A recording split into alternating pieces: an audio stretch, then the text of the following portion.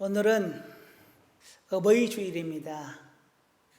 5월달 되면 가정의 행사가 여러 가지로 많습니다. 어린이날, 어버이날, 부부의 날, 또 성년의 날, 가정 관련된 행사들이 참 많이 있어요. 근데 오늘은 특별히 우리 교회에서 어버이 주일로 정해서 부모님의 은혜를 되새겨보는 그런 날로 삼고 있습니다. 누구나 다 자기의 배경이 있습니다. 어떤 이는 부모가 자기에게 참 큰 빽이 되어주고, 어떤 이는 형제가 큰 빽이 되어주고, 내가 아는 지인이, 내가 지연, 학연, 어떤 사회적인 연결고리로 해서 그 사람이 나에게 큰 후견인이 되어줄 때가 있습니다. 여러분이 가진 빽 중에서는 어떤 빽이 가장 큰 빽이에요? 각자 사람마다 다 다르겠지요? 근데 저는 하나님이 여러분의 가장 큰 빽이 되기를, 큰 후견인이 되기를 주님의 이름으로 축원합니다. 여러 가지 농사를 짓습니다. 이제 4월이면 본격적으로 농사가 시작이 되고 한참 바쁠 시절입니다. 4월, 5월. 농사 중에서 최고의 농사는 뭐니 해도 자식 농사라고 합니다.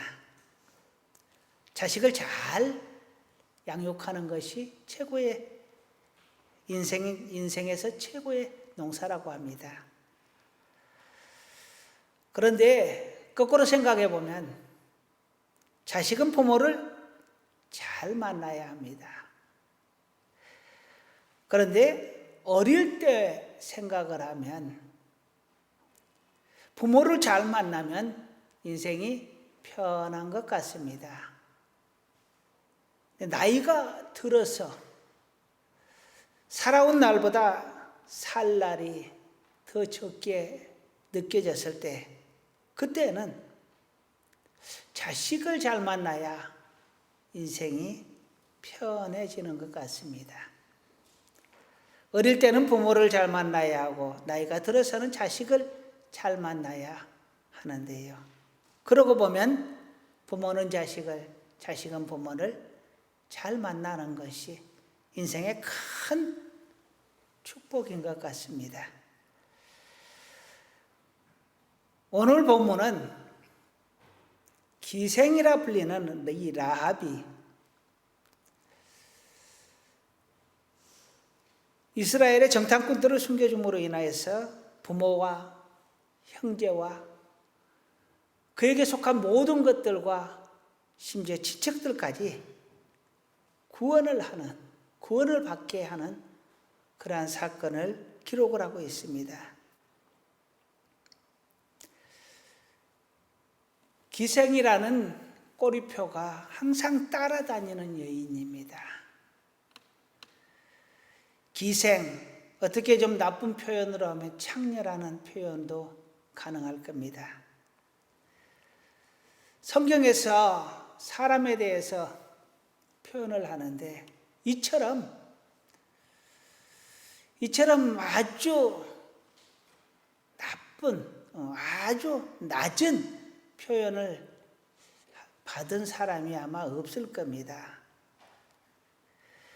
키가 작은 삭개오라든지 사랑의 사도 요한이라든지 우리의 자식 보아느게라고 하죠. 우리의 자식이라고 불리는 요한이라든지 그보다 더 천하고 낮은 명칭이 기생 아닐까, 창녀라는 이름 아닐까 생각을 해봅니다. 그 어떤 이름보다 천한 이런 명칭을 가진 라합이었습니다. 그런데요, 이 라합이 자기 부모를, 형제를, 그리고 자기 친척까지 구원을 하는 정말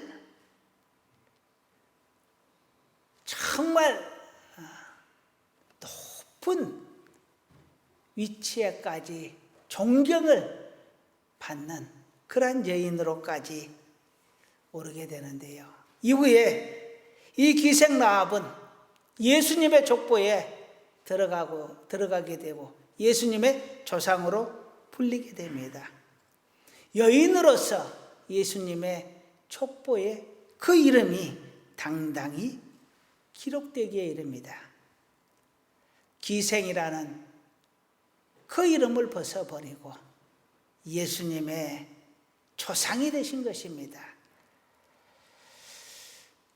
이번 주에는 이 본문을 통해서 이 어버이 주일의 의미를 한번 되새겨 보려고 합니다. 이 본문을 가정적으로 조금 접근을 해보려고 합니다. 그런데 그 전에 이 어버이 주일에 대해서 다시 한번 그 의미를 되새겨 보려고 합니다. 뭐냐 하면은요, 이 어버이 주일의 의미가 여러분도 아는 바처럼 어버이, 즉 어머니 아버지의 은혜를 감사하고 되새기는 그러한 날입니다. 이날만이라도 물론 매일매일 1년 중 매일매일을 감사하고 은혜를 되새겨야 할 부모님의 은혜이지만 이날만큼이라도 다시 한번 되새기자라는 그러한 의미에서 이 날을 만들어진 겁니다. 그런데 어버이의 은혜를 되새기는 것이 하나의 의미가 있다면 또 하나의 의미, 두 번째 의미는요, 내가 과연 존경받고 사랑받을 만한 좋은 어버이인가 라는 자기 성찰의 시간도 가져보자 라는 것입니다. 부모의 입장에서 자신을 돌아보자 라는 것이죠. 또 자식의 입장에서 부모를 또 돌아보자 라는 것입니다. 이 양면적인 입장에서 오늘을 다시 한번 되새겨 볼 수 있기를 간절히 소원합니다. 오늘은 어버이 주일을 맞아서 본문을 가정적으로 조금 접근을 해보려고 합니다. 우리 하나님께서 주시는 감동을 함께 나누도록 하겠습니다. 첫 번째, 기생 라합은 최고의 효녀였다라는 것입니다. 라합은 두려웠을 것입니다. 그녀는 기생으로서 어쩌면 보통 여인보다 더 많은 사람들을 접하고 살았을 겁니다. 그래서 이런저런 저런 사회적인 소식들을 더 잘 접할 수 있었을 겁니다.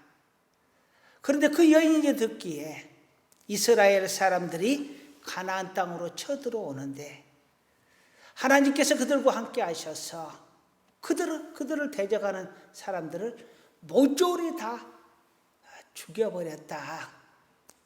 하나님이 도우셔서 모든 전쟁에서 승리하게 하시고 그들이 점령한 지역의 모든 사람을 다 하나님이 멸하라고 하셨다. 그런데 그들이 이 가나안 땅으로 들어오고 있다. 이 여리고성의 앞에 도달해 있다. 이제 우리와 전쟁을 할 텐데 하나님이 이 땅을, 가나안 땅을 다 그들에게 주기로 했으니까 분명 하나님이 이 전쟁을 이기게 하실 것이다 라는 생각을 했습니다. 그러니 두렵지요. 이 전쟁으로 인하여 자기의 민족이, 자기의 가정이, 자기의 생명이 이제 경각에 다다르게 된 것입니다. 이제 죽음 앞에 놓여 있게 된 것입니다. 그럴 때에 그 앞에 이스라엘의 정탐꾼 2명이 나타난 것입니다. 이 정탐꾼을 숨겨줄 것인가? 이 정탐꾼을 고발해서 처단할 것인가? 선택의 기로에 놓이게 되었습니다. 이래도 두렵고 저래도 두렵습니다. 그 정탐꾼을 숨겨줘도 배신자가 되니 두렵고, 그 정탐꾼을 고발해서 죽이면 이스라엘 사람들이 들어왔을 때 그들은 어떠한 방법으로도 구원받을 수 없다라는 것입니다. 그러니 또 두렵습니다. 이 두 가지의 두려움 앞에서 라합은 선택해야겠습니다. 1번이냐 2번이냐, 고발할 거냐 숨겨줄 것이냐. 라합의 선택은 2번이었습니다. 이 정탐꾼을 숨겨주는 것이었습니다. 그런데 이 라합이라는 여인이 정말 지혜롭게 결정을 합니다. 그 정탐꾼 둘에게 묻습니다. 내가 너를 도와주면 너희가 나를 어떻게 도와줄 것이냐? 우리의 가족과 형제들을 너희들이 와서 점령할 때 우리를 보호해주고 구해줘라. 이것이 조건이었습니다. 지금 정탐꾼들은 이 기생 라합이 던진 패를 무조건 받을 수밖에 없습니다. 안 그러면 죽으니까요. 오케이, 좋다.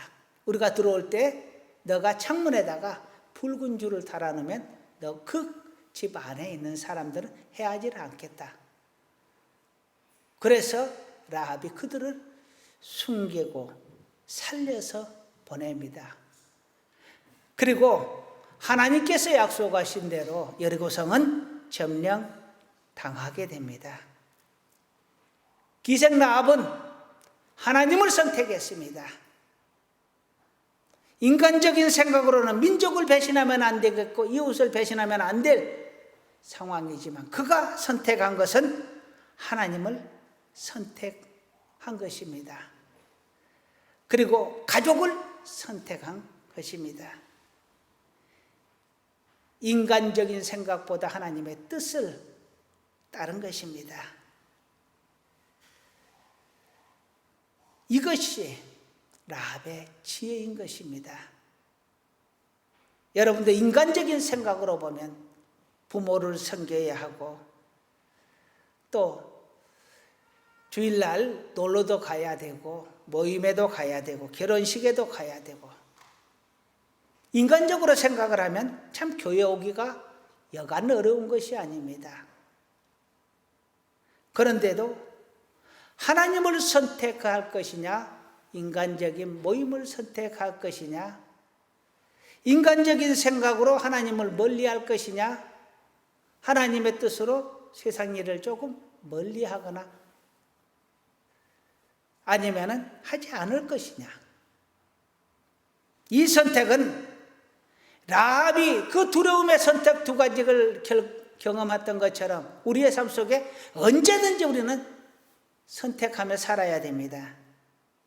여러분은 무엇을 선택하시겠습니까?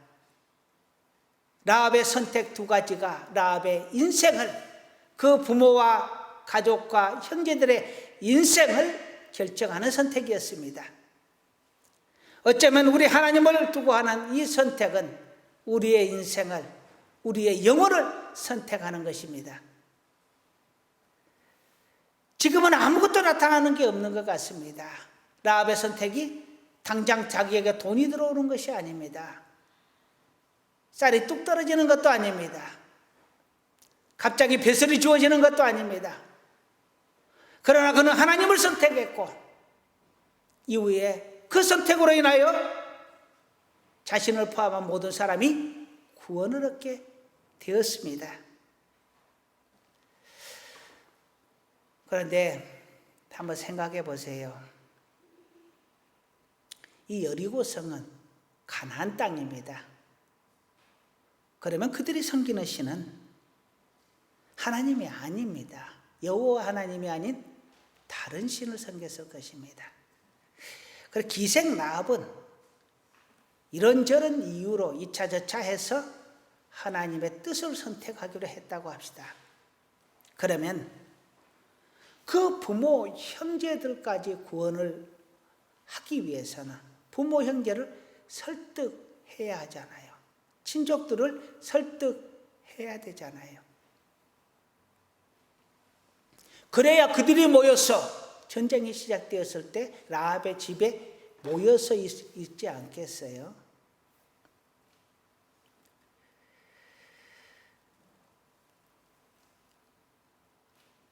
근데 성경을 보면 그들이 구원을 얻었습니다. 형제들이. 그랬다면 라합이 그들을 설득해냈다라는 이야기거든요. 자, 6장 17절 한번 읽어볼게요. 6장 17절.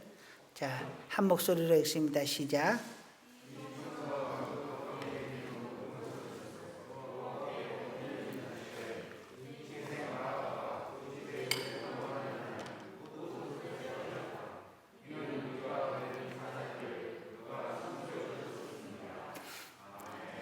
여호수아의 명령입니다. 이건 전쟁 전에 한 이야기고요. 다 그들을 살려주라 이 말입니다. 그 다음에 25절 말씀 읽어볼게요. 시작.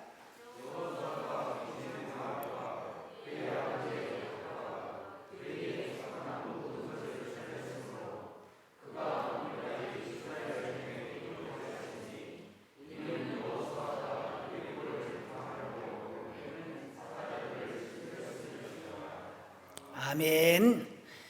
17절의 말씀은 앞으로 살려주라는 말이고요. 25절의 말씀은 살렸다라는 것입니다. 과거형이죠. 그들이 구원을 받았다라는 것입니다.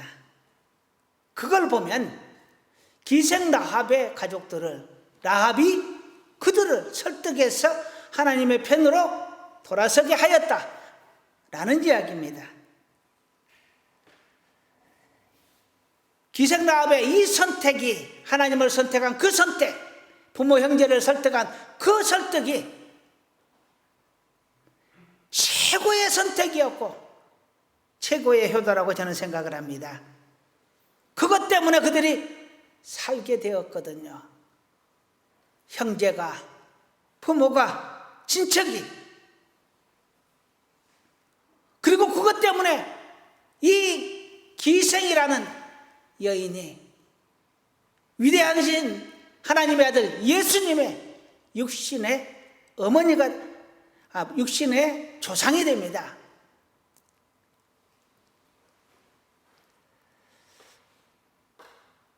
이 한 번의 선택, 이 한 번에 어쩌면 수차에 걸친 설득이었을지도 모르겠는데요.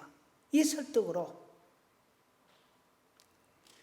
기생 라합의 인생도 그 가족의 인생도 모두 바꾸어져 버렸습니다. 인생 역전을 경험하게 되었다라는 것입니다. 여러분의 단 한 번의 선택, 내가 하나님을 선택하겠노란 그 선택이 여러분의 인생을 바꿀 줄로 믿습니다. 여러분을 죽음에서 삶으로 건져낼 것입니다. 또한 여러분의 설득, 여러분의 그 간절한 기도와 눈물과 그 간곡한 설득이 여러분의 부모의 생명을, 여러분의 형제의 생명을 건져내고 그들의 삶을 바꾸어낼 것입니다.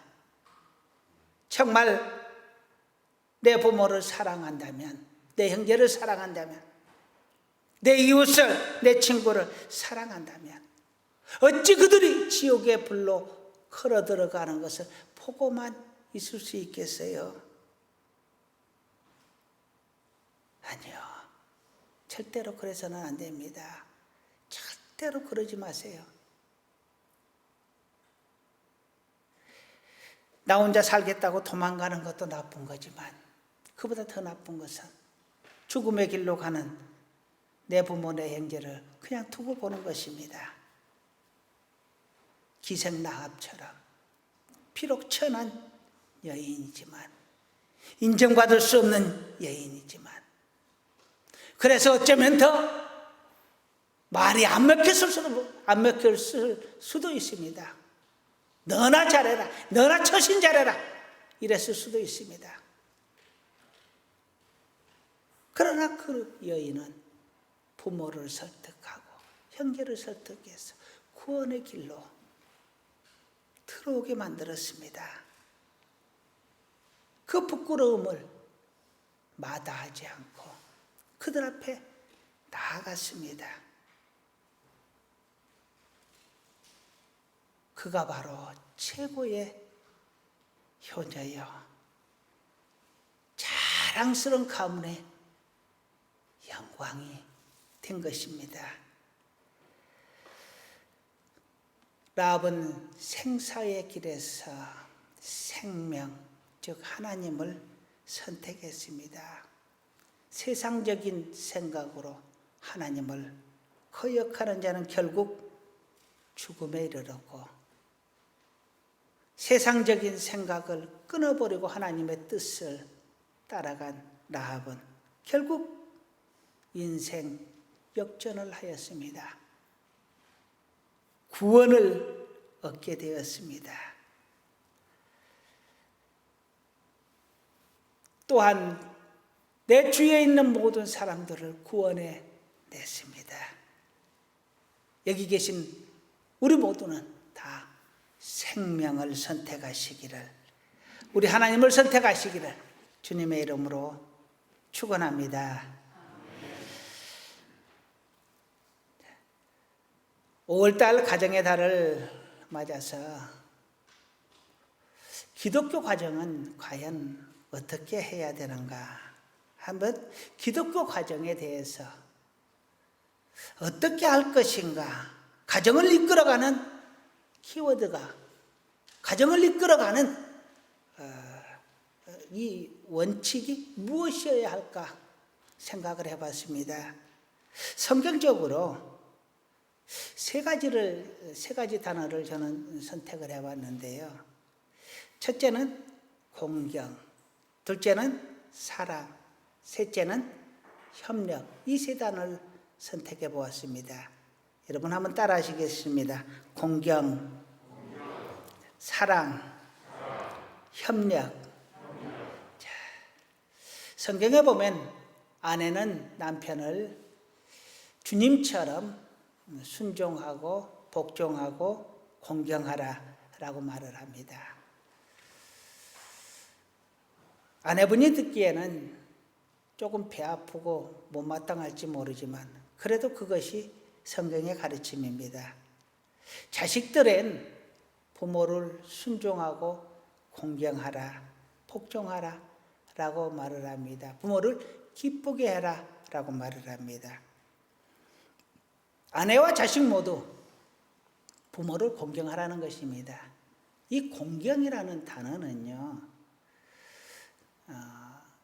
높여준다라는 의미가 있고요, 섬겨준다라는 의미가 있고, 또한 세워준다라는 의미가 있고, 그리고 순종한다라는 의미가 담겨 있습니다. 그래서 아내가, 자식이 남편과 부모를 공경한다는 것은 높여주고 세워주고 섬겨주고 순종한다라는 뜻을 담고 있습니다. 그러면 남편은 아내에게 어떻게 하라고 하느냐? 괴롭게 하지 말라, 사랑하라 라고 말을 합니다. 그러면서 자기 아내를 사랑하는 자는 자기를 사랑하는 것이다 라고 말을 합니다. 그러면서 아비들아, 자식을 화나게 하지 말고 실망시키지 말아라 라고 말을 합니다. 여기서 화나게 한다라는 것은 이렇게 존경받을 만한 사람이 되지 못하고 오히려 지탄을 받을 만한 행위를 함으로 인해서 부끄러운 사람이 되게 하는 것입니다. 아버지를 부끄럽게 여기는 거예요. 그것이 화나게 하지 말라라는 본래의 뜻입니다. 그러면 남편은 아내를 사랑하고 공경하고, 아비는 자식을 사랑하고 공경해 달라는 것입니다. 그렇게 보면은 아내, 자식, 남편, 부모 모두가 다 서로서로를 공경하라는 것입니다. 서로서로 공경함으로 정말 서로를 높여주고 서로를 섬겨주고 사랑해줌으로 천국 같은 가정 이루시길 주님의 이름으로 축원합니다. 두 번째 키워드는 사랑입니다. 이 사랑이란 단어를 가장 잘 설명하는 것은 고린도전서 13장입니다. 고린도전서 13장은 바울이 고린도 교회에 쓴 편지 내용인데요. 그 중에서 13장은 사랑장이라고 합니다. 여러분이 잘 알고 기회가 많이 익어 있는 구절인데요. 사랑은 언제나 오래 참고, 사랑은 언제나 온유하며, 시기하지 아니하고, 성내지 아니하고, 욕심 부리지 아니하고, 기타 등등의 이야기를 하고 있는 내용입니다. 오래 참으라고 합니다. 온유하라고 합니다. 그러면서 마무리를 어떻게 짓고 있느냐? 사랑이 없으면 아무것도 아니다. 울리는 꽹과리가 되고 아무것도 아니다. 진주 목걸이를 사다 줘도, 루비 팔찌를 채워줘도, 다이아몬드 반지를 채워줘도 사랑이 없으면 아무것도 아니다. 아무리 물고 빨고 발 씻겨주고 신발 신겨주고 공주 대접으로 해줘도 사랑이 없는 행위는 아무것도 아니다. 사랑하라는 것입니다. 사랑하는 자는 하나님을 알고 사랑하지 않는 자는 하나님을 모른다라고 이야기를 합니다. 사랑하라는 것입니다. 최고의 계명 두 가지를 이야기할 때, 첫 번째는 하나님을 사랑하라는 것이었습니다. 두 번째로는 이웃을 사랑하라는 것입니다. 그 이웃 사랑의 첫 번째가 누구냐? 바로 부모입니다. 내 부모를 공경하라. 사랑은요, 부모를 공경하는 것이고, 부모를 지옥길에서 건져내는 것이고, 부모를 천국길로 인도하는, 그것이 최고의 사랑입니다. 그것이 최고의 효도입니다. 그보다 더 큰 효도가 어디 있겠어요? 부모를 천국으로 인도하는 것보다 더 큰 효도가 어디 있겠느냐 하는 것입니다. 정말 사랑한다면 우리의 부모 형제를 천국의 길로 인도할 수 있기를 주님의 이름으로 축원합니다. 세 번째 가정의 키워드는 협력입니다. 하나님께서 아담을 지으신 후에 독차하는 것이 좋지 않다 하여 하와를 만드는데, 하와를 만들 때 이렇게 합니다. 내가 그를 위하여 돕는 배필을 만들리라. 이렇게 가정은 서로 도우라고 만들어진 것입니다. 형제가 필요한 이유를 잠언 17장 17절에는 이렇게 이야기합니다. 형제는 위급할 때를 위하여 낳느니라. 서로 위급하면 서로 도와주는 것이 형제다, 이 말입니다. 피는 물보다 진하다라고 합니다. 우리가 부자로 형제로 태어난 것은 그 어떤 것보다 끈끈한 연결의 고리가 있는 것입니다. 당연히 사랑해야 하고 당연히 공경해야 되는 의무가 우리에게 주어져 있습니다. 정말로 내 형제를, 내 부모를 사랑한다면 협력하여야 합니다. 도와주어야 합니다. 내 것을 내어 주고서라도 도와주는 것이 마땅합니다. 그리고 피눈물로 기도하고 간절히 원해서, 간절히 매달려서 기생 라합이 그 부모를, 그 형제를 구원해내듯이 그들을 구원해내는 것이 가장 큰 사랑이요 최고의 협력일 것입니다.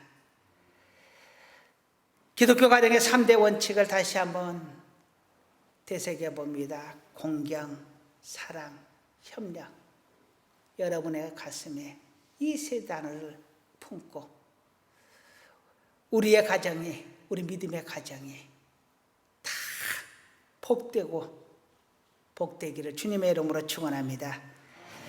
이제 말씀을 마무리하려고 합니다. 5월은 가정의 달입니다.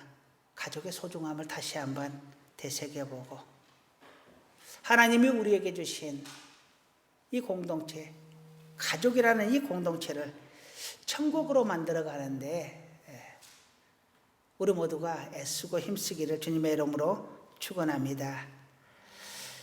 이번 주는 어버이 주일입니다. 앞서도 이야기했다시피 어버이날의 의미를 다시 한번 되새겨 보기를 바랍니다. 먼저는 아들로서 어버이를 생각하는 그런 마음과 어버이로서 아들을 생각하는 마음으로 내 입장을 두 가지의 입장에서 한번 이 어버이날을 묵상해보는 하루 되기를 간절히 소원합니다. 그래서 부모를 공경하고 자식에게는 좋은 부모 되기를 생각하고 노력하는 우리 모두가 되기를 바랍니다. 그리고 기독교 가정의 3대 원칙 이제 다시 한번 따라 하시겠습니다.